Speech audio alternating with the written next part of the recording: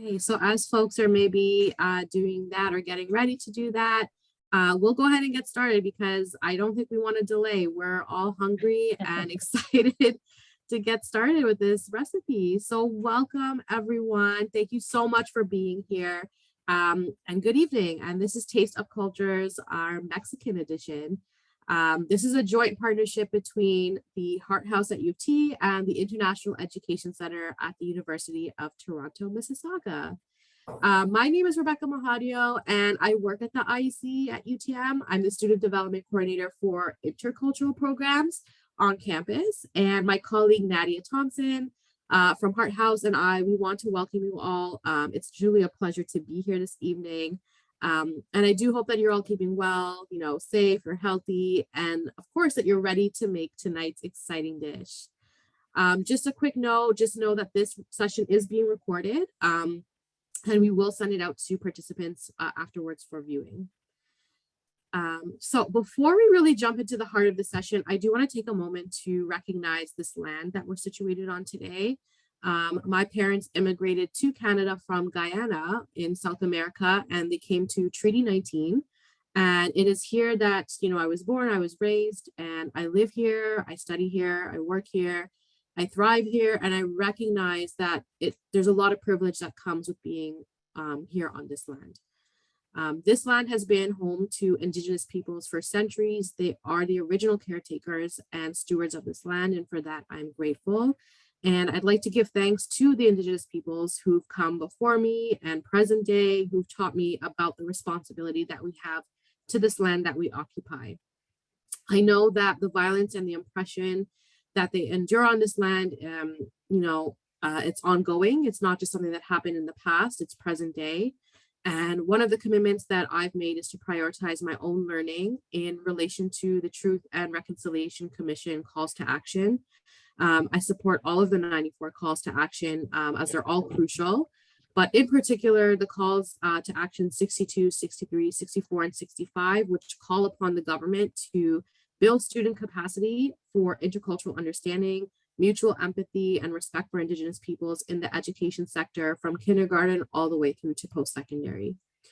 So I encourage you all to reflect on your relationship to this land and think about the ways you yourselves can stand in solidarity with our Indigenous brothers and sisters in both your personal and professional lives. So yes, once again, thank you everyone for being here tonight. We thought a series like this would really help build community and bring people together to talk about something that is undeniably a love for everyone, which is food. And what better way than, just talk about our cultural foods, where they originate from, the meaning of it, what makes it special, and how to prepare it. Because food is really a gateway to culture. So let's explore that all together tonight.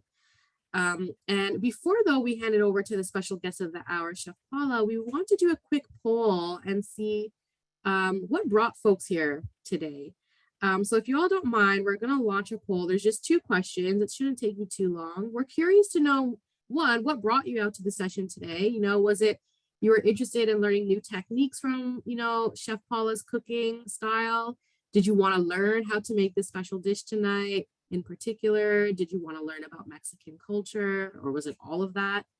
And also, we're also curious, how many of you are actually cooking along tonight with Chef Paula? I wish I could. I won't be, unfortunately, but curious if any of you are. So we'll just give it a couple more seconds, and then we'll share the results in just a moment.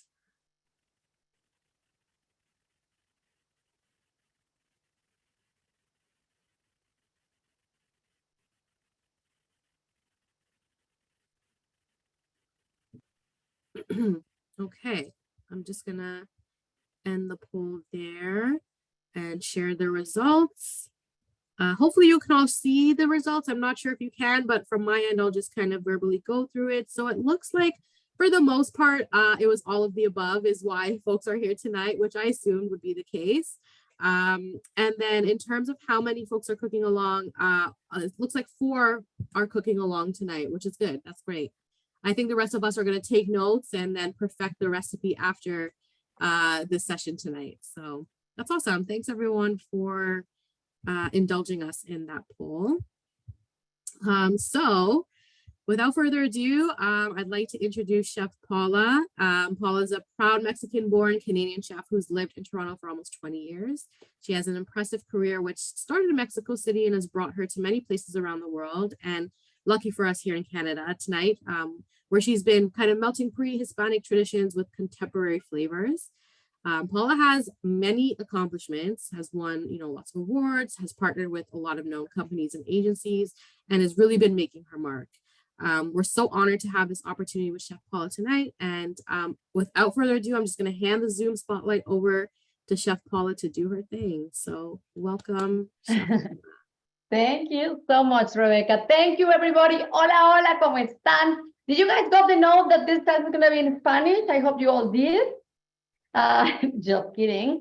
I am Paula Zavala. I am from Mexico. I was born in Mexico City. And I went to chef school in Mexico. And hola, hola, hola, hola. So I went to chef school in Mexico City. And then I got married. My husband is Mexican as well. And I met him in Mexico. And he said to me, I am Omar, and I'm going to live in Canada. And I remember thinking, oh, I am Paula, and good for you. Anyway, the guy was worth it. We dated for 3 years, and we moved to Canada. We said, oh, we'll be in Canada for a few years, and then we'll go back to Mexico. It's been 18 years. We love being here, and I love being Mexican. So we always say, this house, we are Mexican. So it's really an honor and a privilege to be here. Thank you so much for the opportunity. I love to share my background, my Spanish a little bit, our food. These recipes are authentic. These recipes are things that I open my fridge, and not because I am a chef, but because I am Mexican and because we all need to eat. So during the week, I have tortillas. I'll see what kind of filling I have for my taquitos, and there we go. And I have a delicious, authentic Mexican dinner in less than an hour. So I'm really excited, and I really want to share this with you guys. I think this recipe is going to be a keeper, both of them. But if you're not cooking, I know not everybody's cooking. So take notes, and after this class tomorrow, get ingredients, do this. And if you do it, please tag me on social media if you are. I would love to see what you guys do. I will love it. Yeah, so tonight we're going to do a Mexican cheesecake, and you're going to be like, what? Cheesecake? Is that Mexican? No, but it is one of those recipes that is my mom's recipe. And when you have all of a sudden in Mexico, we love to have our doors unlocked. We are always inviting people. It's like, what are you doing this evening? Oh, come on over for dinner. Sure, we're 10. Yeah, no problem. You just add more water to the beans, and you put more water and another cup of rice. Dinner is served. So we love to entertain. We do it in a very relaxed way. We really open our house again and just like, yeah, come on. How many people? And I love that about Mexico. And I try to encourage my kids, and this is my mini Mexico here in Canada. And I love to open the doors to you and to whoever comes to my house. So we are going to make this recipe. And again, my mom is this the third recipe is one of those guys that if you are at home and you are like, oh, somebody's coming over, I'm sure you have most of these ingredients or all of the ingredients, and you can make this. Now, this cheesecake, 5 minutes, my kind of baking. Let's do this. So Rebecca, can I ask you, so I can only see the pictures. I wonder if we can just delete that so everybody can see my 2 cameras a little bigger. Okay, let me see. I just want to make sure removal spotlight. And then we're going to put this spotlight for everyone, okay? And then the other one. Is that better? Or it was only me, the one that I was having? Let me see. Let me find my other camera. Where am I? Because I want you to see what's happening on my countertop here. Yeah, so I see you, Paula. I think the other camera, at least for me, it disappeared. Okay. Oh, no, this is important. This is important. Kind of dark. Oh, okay. Now there we are. Okay, and we want to spotlight this one, right? Yeah, sorry, I don't know what happened. There we go. Exactly. So we're going to spotlight both cameras, this one and this one. The spotlight. Perfecto. Okay, there.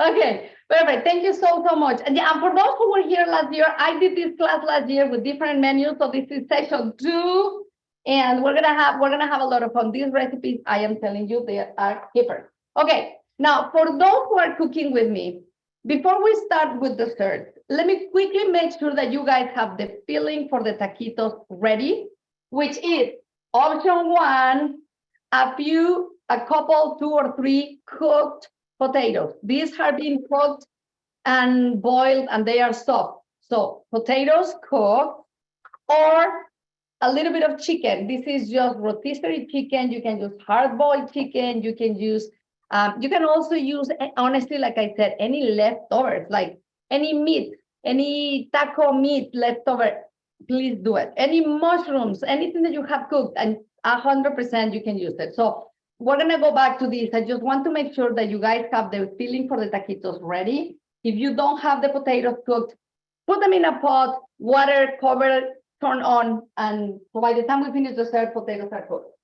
Okay, so going back to dessert, this is my kind of baking, and you're gonna know why, okay? So we're gonna need a blender over here. We're gonna need a blender, a food processor, or anything, a Ninja, anything that you use to make your smoothies, anything that you use to make your whatever blender, anything that blends, it works. We also are going to need a pie pan. This is, I would say, I think this is like 9-inch. Shortcut. Don't tell anyone I told you. You can go and buy the pie crust ready, and that's it, shortcut, okay? Perfect. So over here, ingredients, let's go through the ingredients. So we have 1.5 cups or breadcrumbs. This is, in Mexico, we use a common cookies that are called Maria cookies. But you can use any cookie crumb that you like. We need some tablespoons of melted butter. This is 1/2 cup of melted butter. I don't have microwave in my house. I don't like microwave. Instead of a microwave, we put some wine here in the back. Yeah, you know what? Everybody has their own priorities. No, to be honest, I don't like microwave. But anyway, so melted butter. We need cream cheese, just a pack of cream cheese. We need 2 eggs, whole eggs, 1/2 lime. You might think, what? Lime and a cheesecake? 100% yes. Plus, I am Mexican. We like to add lime to everything. This is, trust me. Also, we need 1/2 can of condensed milk. So there's sugar already here. You know what I do? Because I don't like to open a can of condensed milk. I use half. What do you do with the other half? So what I do when I make this pie is I make 2. So I double everything, and then I use 1 whole can of condensed milk. I make 2 pies, 1 for me and my family, 1 to give away, or let's be honest, we eat both of them. So then we're gonna do the crust. In a bowl, we're going to add our crumbs, cookie crumbs here, right? I need a fork. I know you all know this. What's gonna happen? We're gonna add butter, mantequilla, butter. Now, this is my kind of baking. I don't really measure very precisely, depends on what I'm making. This is one of those things that you don't really have to precisely measure everything.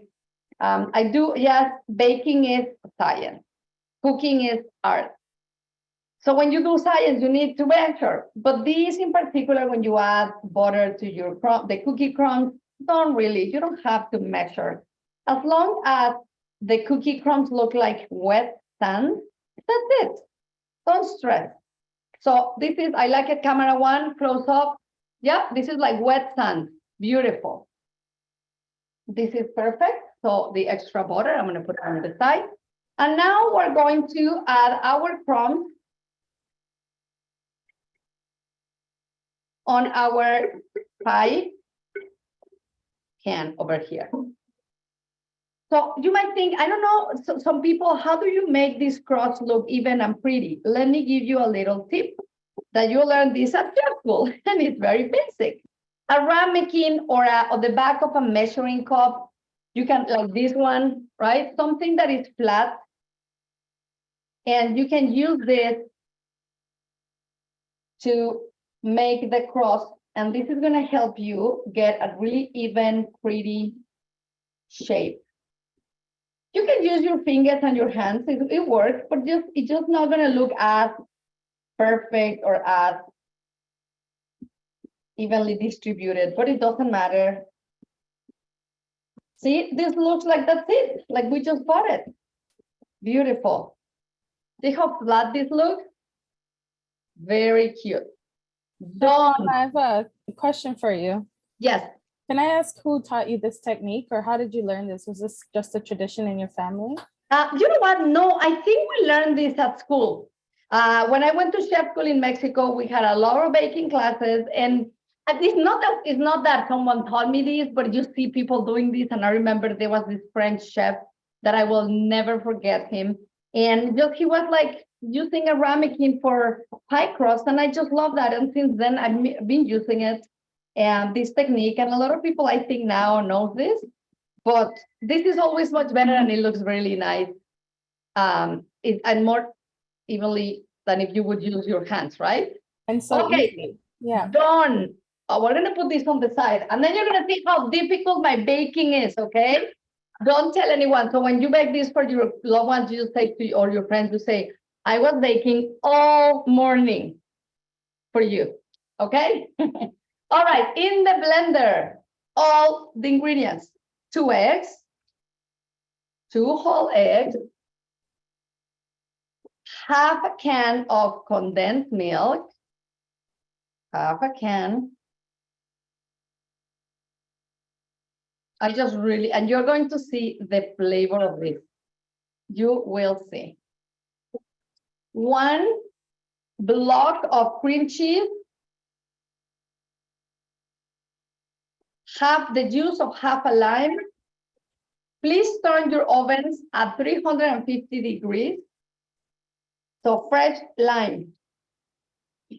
If anyone has this round, I don't know what that is, juice that comes in a plastic container that looks like a lime or a lemon, guys, that belongs into the garbage can.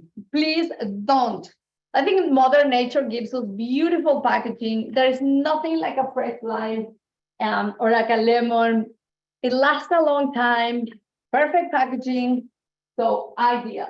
Okay, that's it. 4 ingredients: condensed milk, egg, cream cheese, lime juice. We're gonna close this and blend our filling. Our oven now, I turn it on, 350 degrees.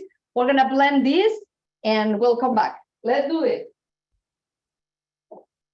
Let's blend it really, really well.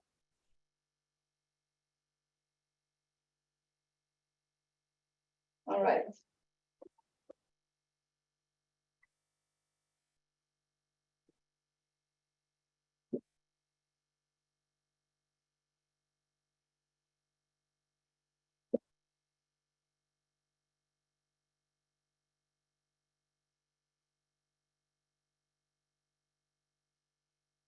Okay. And this is how we bake. Now you're going to put the filling on your crust carefully. Carefully. And it already looks pretty. 4 ingredients. You have dessert in half an hour. Just like that, Nadia. All right, so my oven is already at 350. If your oven is not already, just wait, take your time, leave it on the side, and you're gonna see your house is going to smell delicious. So into the oven for half an hour and then we will check. That is my kind of baking. A little tip, guys. Oh, but let me just quickly, this is important. So it's always important, you don't have to, but it's always a good idea to put a tray under your pie. Anything that you bake, if you put it on top of a tray, number one, it's easier for you to move it in and out from the oven. And number two, the cake or pie or muffins or cupcake, whatever you're baking, they just cook evenly. Because the tray somehow helps, so the temperature is the same in your oven. So I always do that. Another thing, when you bake something, on my camera too here, when you bake something, if you open the oven door, and then you go get your pie, and then you take your time and come here, by the time you are back, the oven is cold. So it is important that you always put your pie or whatever you're putting in the oven next to you. First, you open the door a few centimeters because you never know, it's safer. You open a little bit, 1, 2, 3, and then you open quickly as fast as you can. Always in the middle of the oven. Always. Done. I'm gonna put the timer so we don't forget. There. Okay. So it was cat food that ribs. Exactly. No. And also, who likes to be cleaning their ovens like every month or every week? No, thank you. A tray protects the food from peeling. Yes, exactly. Okay, done. Done. Right? Add this baking recipe to your collection, guys. 5 minutes, not even 5, less. And dessert is ready in the oven. Okay, now we're gonna move on to our special recipe, which are taquitos, which in Mexico, they are called flautas, a flauta like a flute, because they look like a flute, and then they are called flautas. Let me write down here. This is how you go, very, very famous, flautas. There. And you can make them with any filling. You can do, again, vegetarian chicken. You can do cheese and carrots, or you can do mushrooms, or you can do potatoes. I love to make it with potatoes. You can mix potatoes and chorizo. So cook the chorizo, and in the same pan where you cook the chorizo, you add the cooked potatoes, and then it's a beautiful, delicious filling. So that really you can do many, many things. So we're going to start with those two fillings, and then we'll talk about the tacos. Fillings first. So chicken. This was a little leftover roasted chicken that we had last night. And when I have a little extra, I always have tortillas because Mexican I am, and you make dinner in a little bit of time. Also, I love these flautas because you can feed a lot of people with not that much filling. Like it's just, they are filling, they are pretty, they are delicious, and you can really feed. This is a great recipe when you entertain for a big crowd. So the chicken with my clean hands, I'm actually gonna wash my hands again. 1 second. We're gonna shred it. A little tip, when you cook chicken, and then you're gonna shred it, and you have, let's say, 10 chicken breasts, good luck doing this. It's going to take you a long time. So what you can do is you can put it in your KitchenAid food mixer, the one that I have in the back right there. So you put the chicken breast cooked, still warm, with the hook, which is this one, or you can also use this one. And literally 5 seconds, you turn it on, 5 seconds. And the chicken is all shredded. Okay, I didn't learn that at school. It's just something that I saw somewhere, and it's fantastic. Yes, it's incredible. Okay, so I'm just gonna shred this chicken with my hands, since it's just not really too much. Just shred it. And you might think, oh, well, it's too plain. It's only cooked chicken. Yes, but what makes this dish even better is all the toppings. That's what makes this delicious. So all my chicken is shredded. Okay, done. You can add a little bit of salt and a little bit of dry oregano or black pepper to this chicken. And it's just a great idea. So a little bit of salt, even though it already has salt, but just a little bit of salt, and done. So this is option number 1, chicken. That's it, super simple. Option number 2, potatoes. So yeah, these are cooked potatoes, but they are a little boring because they have no flavor. There's really nothing. So what we're gonna do is, I'm gonna ask everybody to turn on just a frying pan. You don't have to use the biggest one you have in the house. Any frying pan, medium is fine. We're gonna turn this to medium-high heat.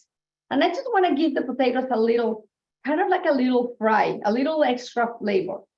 So I like to use the skin of the potatoes because number 1, they have a lot of iron. Number 2, I just don't want to do another extra step of peeling the potatoes, which you can totally do it. But I like to have the skin, again, mostly because of the iron that it has, okay?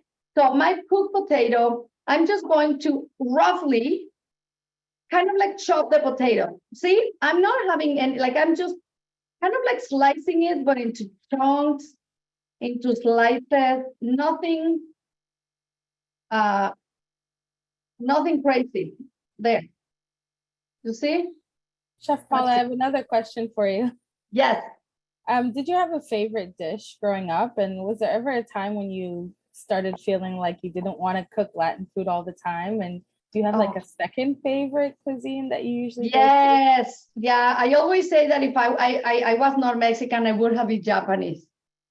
I love Japanese food. I had the opportunity to go to Japan years ago, and I fall in love. I just fall in love of the delicious ingredients, the way Japanese people cook. I love sushi. I love anything that has to do with Japan. I love Japanese knives. If you guys are thinking of buying anything, planning on buying anything sharp, like a filler, like a mandolin, like a knife, 100% Japanese. In my opinion, they make the best. Yes. And if we talk about Mexican food, my dad is from a city called Tepic, Nayarit. Nayarit is a beautiful state in the Pacific, and is I would say maybe like an 8-9 hour drive from Mexico City, so it's a little far. It's very close to Puerto Vallarta, and in that city, since it's really close to the ocean, it has an amazing seafood. So from Mexico, all the food is delicious, but the food from the Pacific, from Nayarit, is incredible. The food from Jalisco is just incredible. So that's my favorite Mexican food. Anything with seafood and lots of lime and ceviches. Okay, my frying pan is hot now. It's important that you always let your frying pan warm up first. Why? Okay, I know some people that they just turn on the pan, put the oil, put the food, or actually they put the food and then they turn on the pan. That is not ideal, because if you add cold food to cold oil, the food is going to absorb the oil and it's going to stay there forever. So when you have a hot frying pan and then you add oil, which I'm going to do now, so we're going to add a couple of tablespoons of oil. When you say a couple of tablespoons, this is in my opinion, 1 tablespoon, 2 tablespoons. See, this is how I measure.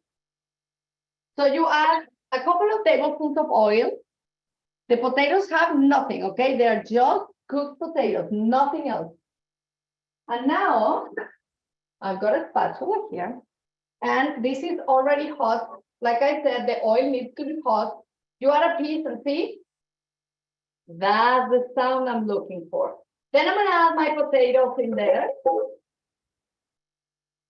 Even though I'm really tempted to really sear, but I don't want to make mashed potatoes. It's gonna be a little bit like a mashed potato, but I'm gonna let these cook for a little bit, because my potatoes, they're gonna just have some flavor and get some caramelization. Caramelization means flavor. Now we're gonna add some salt. Potatoes scream for salt. Like, I think I want salt. Potatoes need salt. I know a lot of people are concerned about the salt in their houses and in their food, and I agree. Be careful with salt when you eat canned food, frozen dinners. That's where the sodium is. It's not really in the food that you add, the salt that you add in your food when you cook. That's nothing. The problem is when you go out for restaurants every night, again, canned food, canned soup, frozen, that's where the sodium is. Okay? And I always say, salt is the mother of all seasonings. It's the mother of all seasonings. You can have 20 spices and not having any salt. Your dish is still gonna be like, it needs something. But you can only have salt, no spices, and you can get something really great. So salt is important. All right, so that's my potatoes. See, I didn't move them. Ooh, look at the color. Can you see this color? Look. This is a little bit of color. So again, this is flavor. Color is flavor. Now we're gonna add oregano. A lot of people think that in Mexico we use cumin for everything. Guess what? No. We like cumin, but we don't add cumin to everything. You know who adds lots of cumin? Tex-Mex food. So in Texas, they do add a lot of cumin, which is delicious. I love it. But in Mexico, yes, we use cumin, but not for everything, like a lot of people think. But we love oregano. We love dry oregano. There is a difference between Mexican oregano and Italian oregano. I'm not saying you cannot use one or the other, you can use both, but the Mexican oregano is very lemony, very particular. You might have seen it in stores where they say Mexican oregano, and if you wonder why, what's the difference? Well, the Mexican oregano is very lemony, while the Italian is more like grass, which they are both delicious. Okay, I'm gonna add a little bit of oregano on top here of my potatoes. And guess what? I think I'm gonna add more salt. I have not even had them, but a little bit of salt. Okay, let's do this. Ooh, look at the color. Yum. This is perfect. Ooh, I love this color. Look at this. Okay, so here on my camera one, I'm just going to kind of like make like a little chopped mashed potatoes. Done. This is perfect. Done. I'm gonna turn the stove off. And this is my vegetarian filling for my taquitos. If you see the recipes that you all got, it also says mushrooms. You can always add, you can cook mushrooms on the side and then combine cooked mushrooms, saute mushrooms with the potatoes. That's another idea. Again, cheese with carrots. That's another good one. Vegetarian. Chicken, ground meat. Perfect. Okay, so I'm just gonna move my mashed potatoes here to my bowl, just so we have some space over here. And this is ready. Should we taste? I think we should taste. Because every chef, you guys, when you're cooking, we need to taste our food. Let's do this. They are so good. And guess what? They need salt. Remember, I'm not eating this by myself. Like, this is food for a lot of taquitos. And these were only 2 potatoes. So this is what I mean when I say this goes a long way.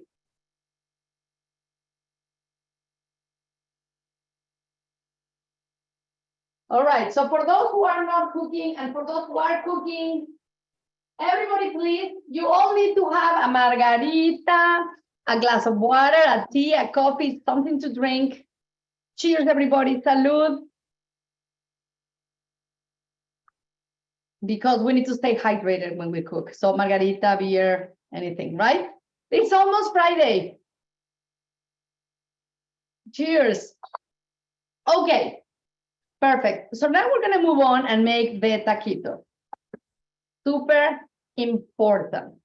When I moved to Canada 18 years ago, if I wanted to have a corn tortilla, I had to go to Kensington Market and I had to really look and search for corn tortillas everywhere, and it was a big job. I'm so happy that these days you can find corn tortillas in a lot of places. One of them is no frills. In most no frills, you can find corn tortillas. They look like this, and they are in the fridge near the produce. That's where you find corn tortillas. This pack maybe is like $2.50 or $3. It has about 30 tortillas. You can always freeze them. They last a long time in your fridge, okay?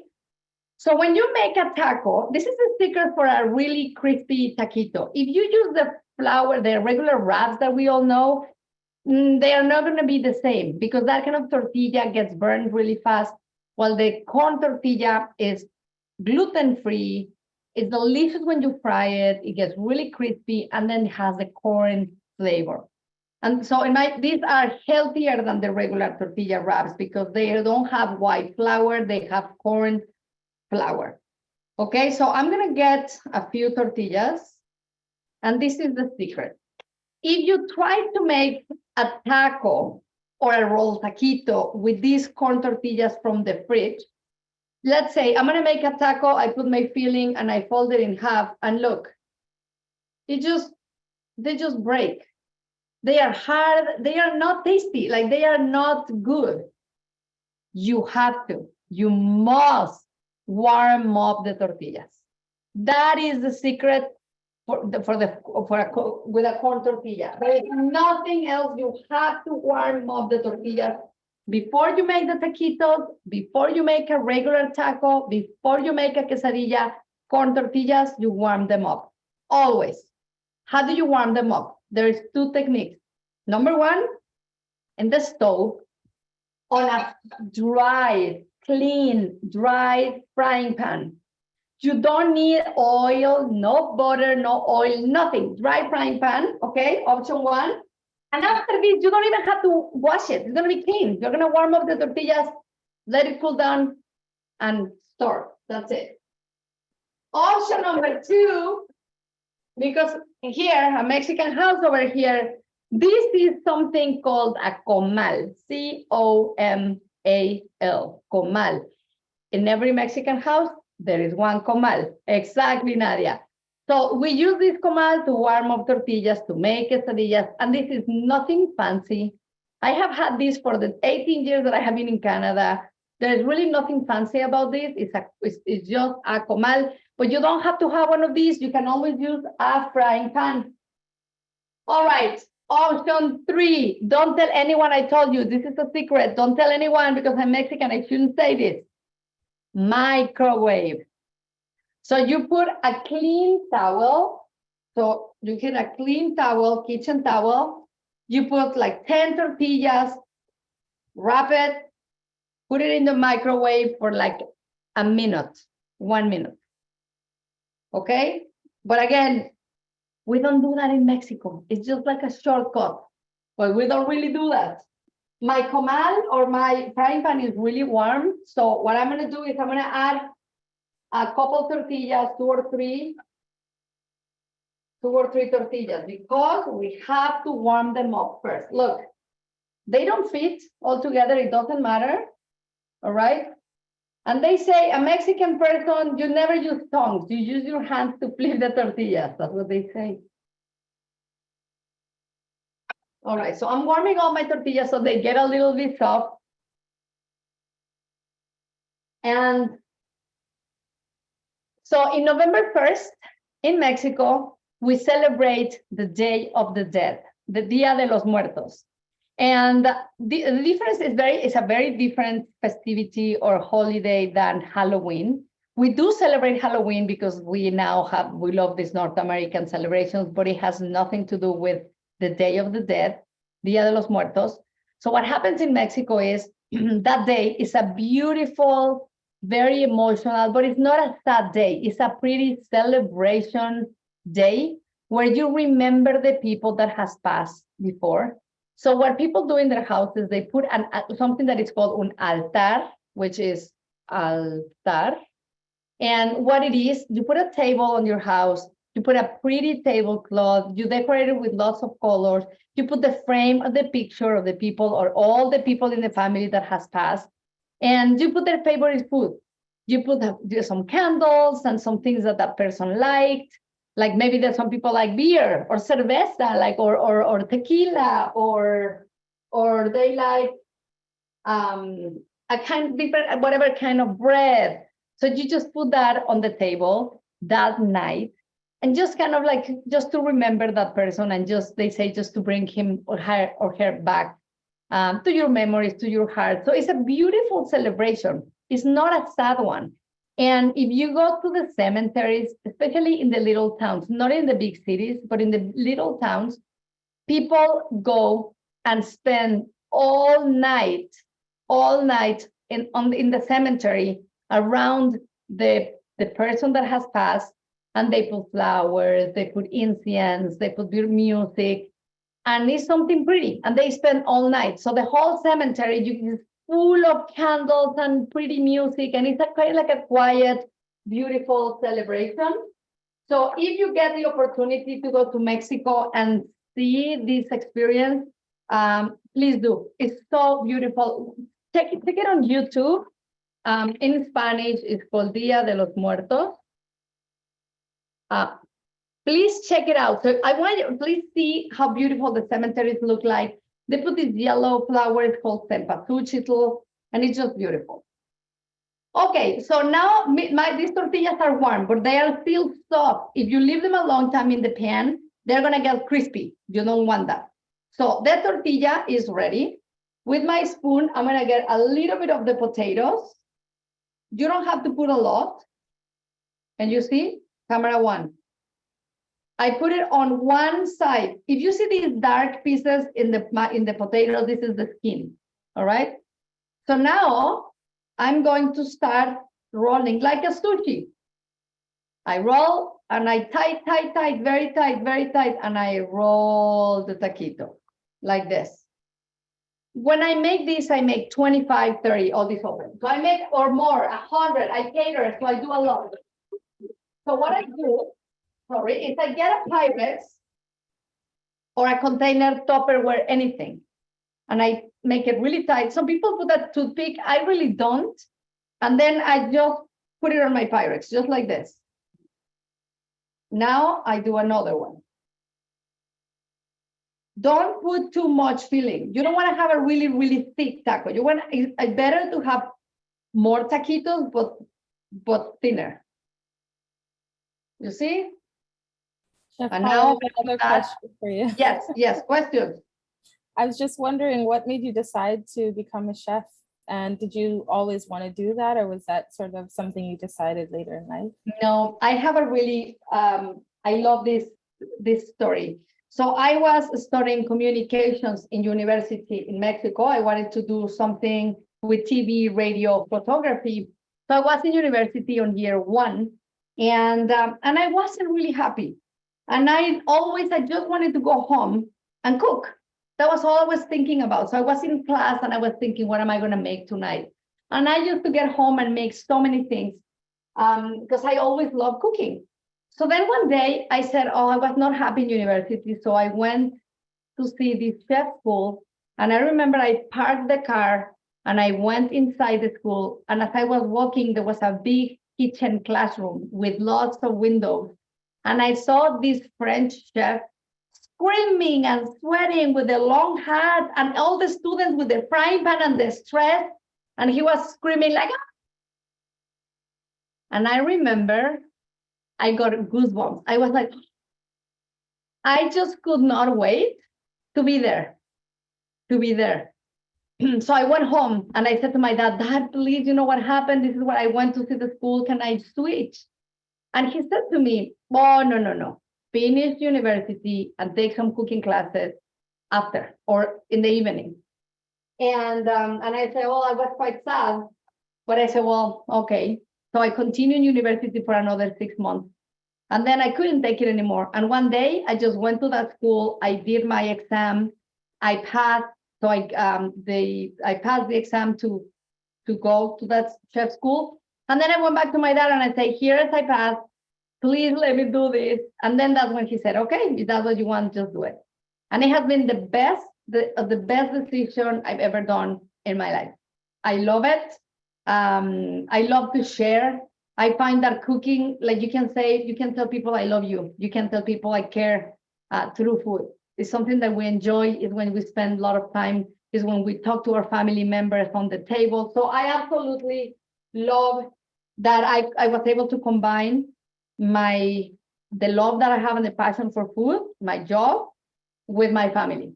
So that's why.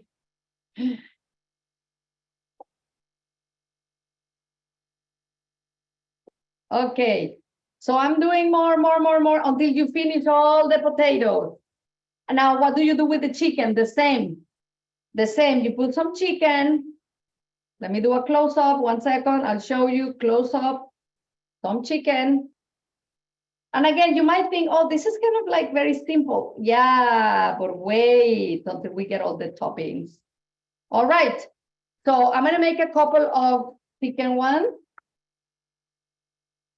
And we're almost finished, guys. Almost finished. So when you have these taquitos, you can cover the taquitos with saran wrap and put them in the fridge, and the next day fry them. Or you can fry them if you're going to have it. And the thing is, fry them before you eat them. So let's say you're gonna entertain, have a dinner tomorrow, make all the taquitos like this tonight, and then tomorrow you fry them. Actually, tomorrow when you fry them, they're gonna be cold, and the shape of the taquito is gonna be perfect. They won't open. So it's always better if you let them in the fridge, but you don't have to. That's it. So I have some taquitos. Now we're gonna make them crispy. We're going to quickly fry them because in Mexico, we love to fry. So I've got here, actually on the same frying pan where I warm up my tortillas, I'm gonna add a little bit of oil. You can use canola, vegetable oil, avocado oil, and we're gonna warm up the oil. So how much? I put a little bit of oil, like just maybe half a centimeter, just a little bit of oil. My taquitos are ready. Close up. Look at this. Okay, now, how many do we eat? Easy. We can eat like 4 per person. Yeah. Yeah, who am I kidding? 10, not exactly. I would say like honestly 4, 5. My kids are teenagers, 6 per person. So again, this is great. When my kids, they invite friends, I open the fridge and I'm like, I have potatoes or I have chicken and I make 60 of these. I feed a lot of teenagers, hungry teenagers, and I had only 1 chicken. So 1 rotisserie chicken makes literally 50 taquitos. It's great. So my oil is getting hot. I think it's ready. I've got my tongs here. And we are going to, I'm gonna bring my frying pan. The oil is really hot here. All right. And now we're gonna put the taquitos slowly, careful. You have to keep an eye on them because sometimes they kind of like tend to open. That's why some people, they put toothpicks, but I never do it, but some people do, and it's okay, right? So give some space in between them, but you can put as much as you can there. So you see how I'm leaving a little bit of space in between them? Close up. All right, they are frying, and this is gonna take no time, maybe a minute. We can put a serviette or a little bit of kitchen paper, just to absorb the extra oil that we don't want.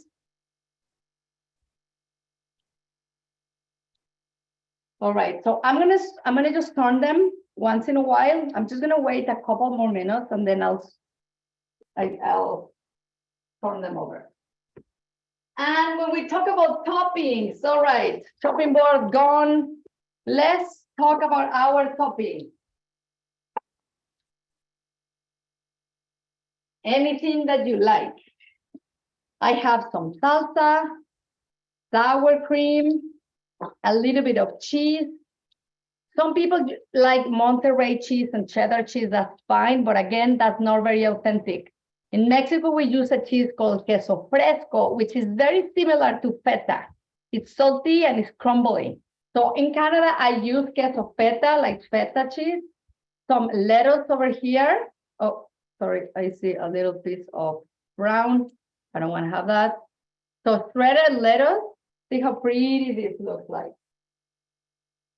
And now I'm going to show you the taquitos. I'll flip them. All right, look at this. See the color here? It has a nice caramel color. It's not black. That's the color I'm looking for. So I'm gonna flip them over. Ooh, in my kitchen, I smell cheesecake. Look at the color. This is the color I'm looking for. Can that cheese be found in novels too? Yes, well, it's queso feta. It's feta cheese, okay? That's what I'm using now. If you want queso fresco, you have to go to a Latin store. And that's where you can find it. Also, the cream. In Mexico, we use cream. The crema is not sour. But to be honest, here I always use sour cream. I don't mind. I love it. And that's it. But you can always go to the Latin store and buy crema, which is not sour. It's just cream. All right. My taquitos are almost ready. I've got a plate. So how do we do this? You put all the toppings on the table. You put all the taquitos on the table as well, on a nice platter or on a Pyrex or on anywhere you like. And then you put all the tacos, you put the plates, and everybody makes their own. Everybody puts all the toppings because some people love lots of cheese or no salsa or whatever they want. So you don't really make them for people. You make the rolled taquitos, put them on the table. Now, another tip, you can fry the taquitos, put them on a Pyrex or on a cookie sheet. When your guests arrive, put them in the oven and they will warm up and they will be crispy again. Okay, that's a little great thing that I always do too. Even in the oven instead of frying. Angela, yes, you can put them in the oven instead of frying them. Yes. Are they going to be the same? No. No, because it's nice. Well, maybe you can kind of like add a little bit of oil and then just put them in the oven. I know, I understand some people don't like the frying, but it's so worth it. I'm telling you. But yes, I get it. I get it. Oh, you know what? The air fryer. I don't have an air fryer, but you can use the air fryer. For sure. These are ready. So I'm going to put my taquitos on my kitchen towel here, kitchen paper for a second. Because yes, we'll fry them, but also we don't want the extra oil. Look, that's how you take them to the table. Look at this. A little tip. Once that you fry anything, when you fry anything, once they are still warm, just add a little bit of salt when they are still warm. Just a little bit of salt. You don't have to, it's optional. Right? So now how do we eat this? You put as many as you like. I'm gonna do 3. Always odd numbers. Always odd numbers in the kitchen. Right. Sorry, I'm gonna turn off my oil. So that's it. You put everything on the table. Everybody help themselves. And how do you do it? Well, first, I like to do the green lettuce here. You can use romaine or you can use iceberg. That's usually what we use. Then the cheese. It doesn't matter the order. Now I'm gonna add some salsa. Perfect. Look at this. Ooh. Welcome to Mexico. And now some sour cream. Listen, sour cream is a little thick, so I always add a little bit of milk, even water to my cream, sour cream, so it's a little thinner. Okay? Now I'm going to add. Again. Yes. Is the salsa that you're using a salsa that you make on your own? Yes, I make the salsa on my own. I'll be happy to share the recipe. Also, that's a COVID baby, but I have a company where we make chili oil sauce. It's called El Rudo Gourmet. And for those, we're gonna have some winners, and I'm going to send some of my salsa to those who win. Go El Rudo, go. If you go to my website, you can also buy that chili oil sauce. And okay, I'm gonna be very honest, because I make it. I have it in a jar, in a different jar. Okay, sorry, my son is bringing an original so you can see how it looks like. It's a chili oil sauce, the Mexican version. Okay, these are my delicious flautas, crispy taquitos. So all the deliciousness is not only on the filling, but it's also on the toppings. How do you eat this? Never a fork. No, never a fork. That's the thing. Always with your hands, clean hands. You make a mess. Oh, no, it's okay. You make a mess, no forks. That's it. And then you put everything. Ooh, delicious. Okay, let's see. And then it's messy.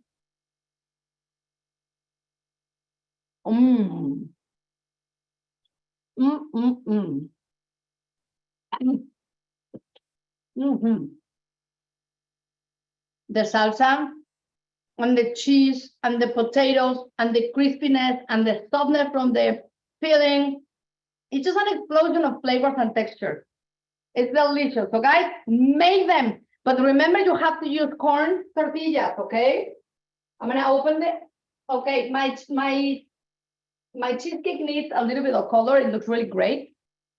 So I'm gonna put it for another 10. I understand it's already 7 p.m.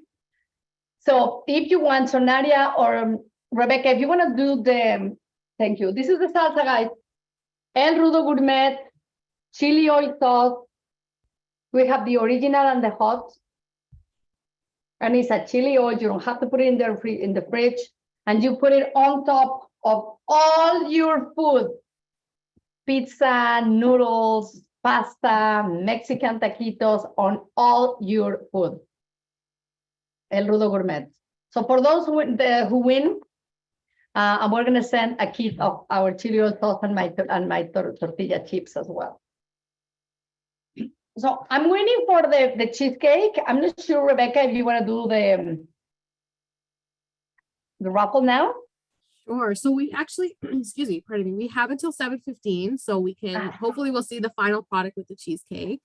But I think we all made it kind of far enough. We had a lot of folks stick around, so let's do the raffle. I know I want this prize. Unfortunately, I could not enter my name, so yeah. But we're using something called the Wheel of Names. It's an automatic, randomly selected website where we put everyone's name who's in attendance tonight, and it will randomly select 2 lucky winners. So I've entered everyone in.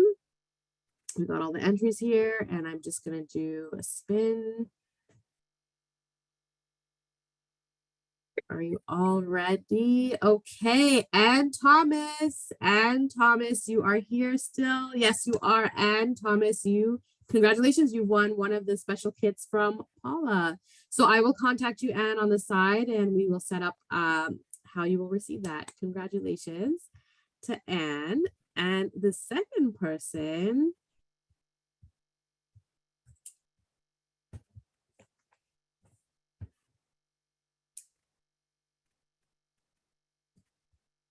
is Yujin Fan. I hope I pronounced your name correctly. Yujin Fan. Congratulations.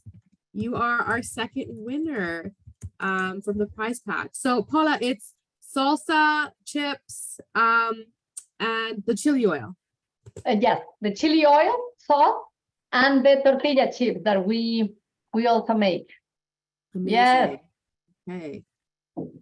Congratulations to the 2 of you. I'm sure that everyone is drooling, if not already enjoying their taquitos, if you've been cooking along. So Paula, is this something that you would consider as like a main course? Can it be an appetizer? No, you know what? This is when we make this, that's it.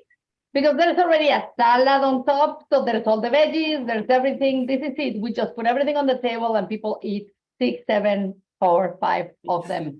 And this is it. We usually don't make anything else. As a little tip, I do catering, and then when I use this as an appetizer, before I fry them, I cut them in half. So I make them smaller, and they are a great appetizer. Yeah, those look like they would be a hit at a party for sure. Are there other toppings you would recommend? I know, like, could there be beans or corn or 100% sliced avocado, which by the way I had it in there and I forgot, but you can put sliced avocado. You can make your own guacamole. Yeah. And then just put guacamole on top. You can put, like you say, any kind of cheese that you enjoy. Radishes also really thinly sliced. So you basically make a Mexican salad on top of your taquito. Yeah. And it's just great because the combination between the crispy lettuce and the salty cheese and the spicy salsa, and then the toppings, it's just magic. It's just a combo. Yeah. Delicious. It's so simple. I did not realize it was this easy. And I remember whenever I go to Costco, I see like crispy taquitos, like, but they're already frozen in the freezer aisle at Costco. But I mean, there's no need to do that when I feel like this is a really simple, easy recipe. Super simple. You can make it, you know exactly what's in there. There's nothing, right? Like there's no hidden ingredients or things that we don't understand what that is. Yeah. So this is it. This is the authentic, easy, Cool. And you see, no, there were not many ingredients. And this is what I always think. My approach to food is a few ingredients for really good ones. Yeah. That is always better. You don't need to, yeah, there are recipes that have a lot of ingredients, like mole, for example, which is our like Mexican curry, and it's delicious and it has 50 ingredients. Oh my goodness. But you don't need that many ingredients, a few for really good ones. And you make something incredible with just a few ingredients. Absolutely. Yeah. No, that's incredible. So Zoe's saying in the chat, show and tell. I mean, I do want to offer folks the opportunity if you want to come on camera and show your taquitos for those of you that were cooking along. We would love to see. I'm going to remove all the spotlight there. So if anyone would like to share, we would love to see it. Who's going to make it? I know most of you are not cooking along with me, but who's going to make it after another day? You have to. Let's see the cheesecake. Almost. Let's see, Derek. Nice. Let's see. Good job. Oh, we're already eating. I love all the toppings, sour cream. Good job, guys. Oh, you can see some onion. Is that onion? Yeah, you can do chopped onion. You can put chopped jalapeno peppers. Anything. That's amazing, Derek. And a little helper too. I love it. Yeah, we did onions, lettuce, cheese, sour cream, salsa, whatever we had in the fridge. Perfect. That's how we cook. That's amazing. Perfect. Annie, did you want to share? I see your hand is raised. Oh, yes, exactly. So do everybody got the recipes already? How can they get the recipe, Rebecca? So you'll get the recipes, everybody. Yeah, it is posted on Hart House's registration website page, so I can send that out again. I think I did send it out in the email as well. But yeah, we can share it again with folks. I know I'll have to be going back to it too. So. Perfect. Yeah. Nadia, did you say something that somebody had their hand raised, right? It seemed like it, but she lowered her hand. The person lowered their hand, so maybe they were just commenting or saying good job. I just dropped in the chat the link again to the page that has the recipes on it with all of the ingredients and the steps. So feel free to refer back to the page if you need to double check anything. That page will continue to be active.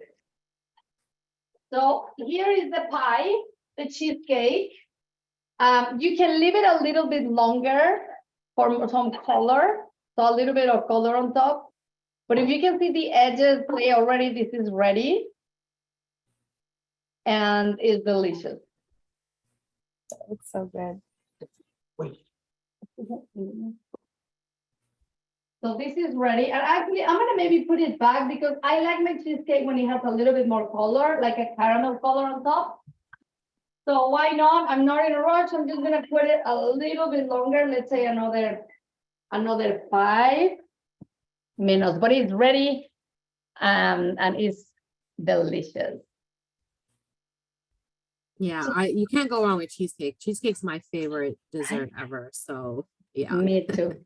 Me too. And anything with condensed milk, I find, is also just a winner. So I agree. I totally agree. Next time we should go, I should make our custard flan. So the custard is called flan and it's super, super delicious. So next time we should do that one too. Great. We just want to thank you so much for taking the time to share your expertise with us and give us all of those great tips and pointers and secrets. I definitely learned a lot and had my notebook out taking notes. The meal looks amazing. I can't wait to make it on my own. And I hope that once everyone has made theirs, they can take a few pictures and share it with us so that we can continue to let everybody know how great the meals are. And of course, everyone remember to check out Chef Paula's Instagram page. I believe we did drop it in the chat. We also dropped a link to the website for her chili sauce, and we dropped the link to a few other things. So make sure you check that out. And also just a quick note that we do have something going on at Hart House right now that is also commemorating the Day of the Dead. So if you want to stop by Hart House to take a look at the altar that we have set up in the map room that is available. And I will leave a note to that in the chat as well.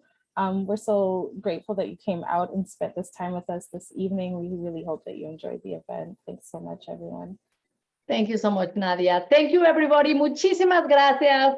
Happy Day of the Dead. Happy Latin Heritage Month. We are still celebrating. So muchísimas gracias. It's an honor to be here, an honor to be able to share a little bit of my Mexican background with you all. And I can't wait to see you on Instagram. Follow me on Instagram. Show me what you're making, and it will be my absolute pleasure to see and get in contact. If you ever have a question, a cooking related question or catering, or you're interested on my holiday cookie decorating events, feel free to message me, call me at any time. Muchísimas gracias. Thank you, Nadia, Rebecca. Thank you, everybody. Thank Thanks, you, Chef Paula. everyone. You're amazing. Everyone, you thank you so so much for attending. Happy eating, enjoying all of your delicious food.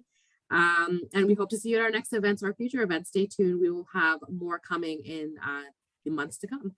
Thank you. Thank you so much, everybody. Thank you. Thanks, everyone. Gracias. There you go.